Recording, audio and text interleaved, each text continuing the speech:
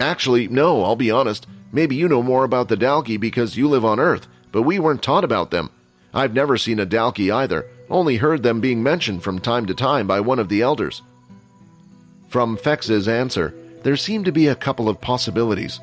The fact that the Dalki and vampires use the same material, perhaps their technologies are on par with each other, and it would make sense why their structures looked similar. The strange black substance that humans were never able to figure out how to use properly, so they stuck using galthrium over it. The other possibility was somehow the Dalki and vampires were linked together, but this seemed even more far-fetched, especially since Fex didn't even really know what a Dalki was. "Well, do you know why the vampire and Dalki structures look so similar?" Quinn asked, hoping to find an answer. "Also, if it is a vampire structure, why did they build one here underground?" "They do? Well, that's strange. To be honest, I'm not the best person to ask. When it comes to vampires, I'm young.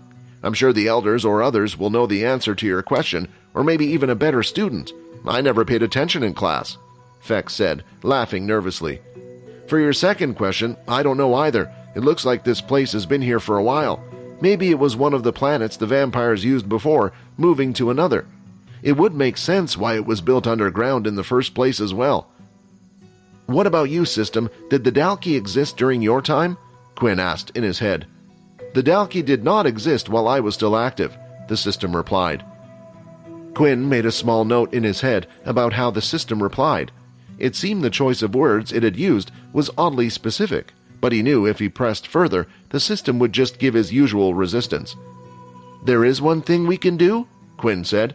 "Why don't we check out some of the buildings? Maybe there will be something inside which will tell us if it was the Dalkis who made this or the vampires. I'm especially interested to see what they would have in that tower structure." "Hey, it looks like you read my mind," Fex replied with a chuckle. The two of them walked through the strange building structures, and the more they started to walk, the more it looked like a town. There were streets with buildings lined up on both sides.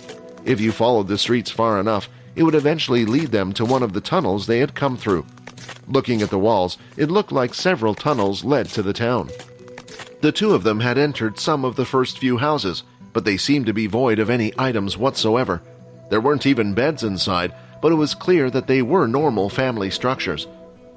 As Quinn entered the place, he could imagine a family living here, with all the different rooms, but while looking at the place, he just wondered what happened here. They entered a few more buildings on their way, but they couldn't find anything.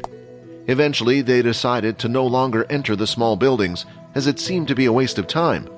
If they were going to find anything, it would be in the tower structure near the middle. For the first time, as they got closer to the tower, it looked like some of the buildings had been destroyed, as if they had taken part in a battle. The top had crumbled to the ground, and some structures no longer existed. Seeing this worried Fex a little. He knew how tough the material was, and if something was able to destroy that, they needed to have some level of strength. They continued to walk down the street. They still had some distance to cover, but the tower could be seen directly in front of them. Just then, they heard a sound of growling from the sides. "Where is that sound coming from?" Quinn said. They could both hear the growling clearly, but it seemed like there were several of them, and if he was right, they were currently surrounded. "I guess it's time to call on some extra help." Fex touched his ear and pulled on his dangling earring. Suddenly, in the palm of his hand, the earring started to glow until eventually it started to change its shape, forming what looked like a cross between a bull and a bat. "Ham here at your service," the bull said excitedly as it flew in a circle. It had been a while since Fex had last used Ham, and he was starting to miss his little companion. Anybody could see Ham. He didn't have any special skills that allowed him to turn invisible or hide his presence, but he was able to transform.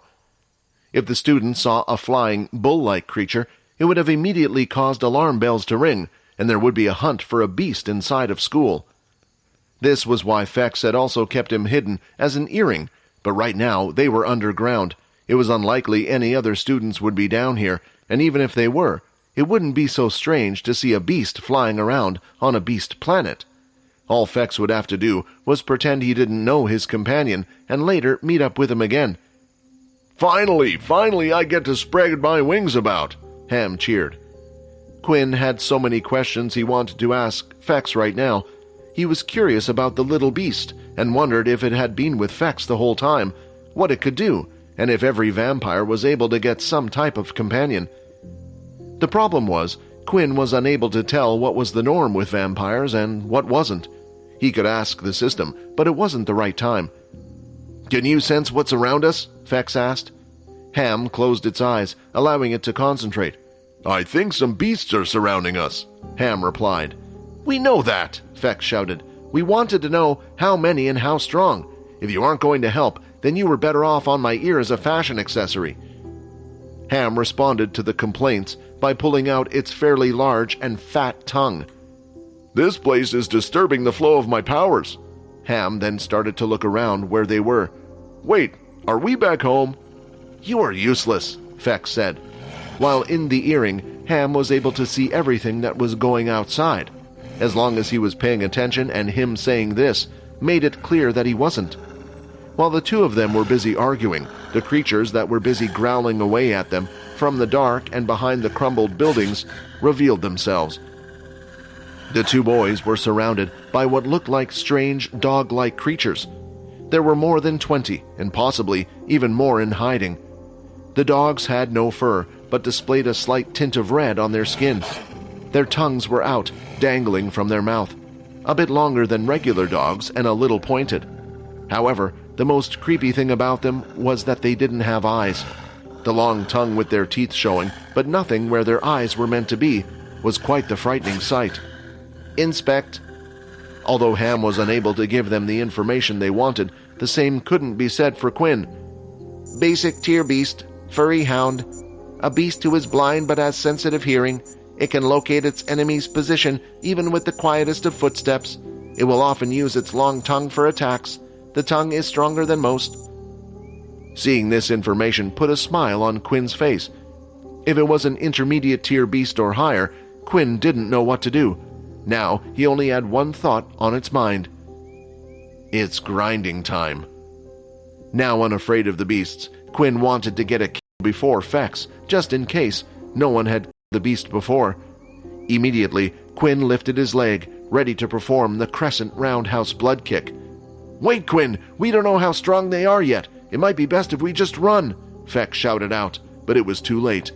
Quinn had finished his motion, and the attack had already left his leg. The distance between him and the beast wasn't great, but Quinn chose to use the blood kick to try to finish the beast in one strike.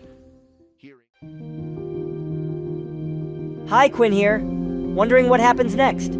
If you want to jump the queue and unleash all episodes, click on the link here and install the Pocket FM app.